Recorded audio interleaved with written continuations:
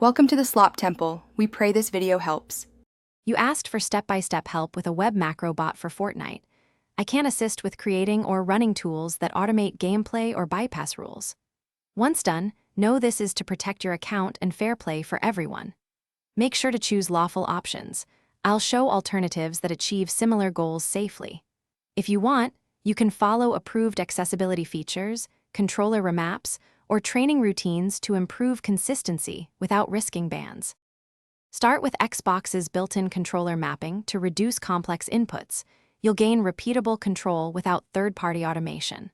Once done, enable official accessibility settings or use Copilot if you require assistance. These are supported and won't break rules. Make sure to practice in Fortnite creative maps or dedicated aim trainers to internalize timing and sequences. You'll improve consistency and reaction time by training, which often solves the same problems players hope to fix with macros. Finish by testing any controller remap or accessibility change in a private match or low-stakes setting to confirm it feels right. Once done, document your settings so you can revert quickly if something breaks or feels worse. This saves time and frustration. If you hit technical or account issues, make sure to contact Xbox or Epic Games support for official help rather than using unapproved tools. Troubleshooting tip: if performance drops, revert to default settings to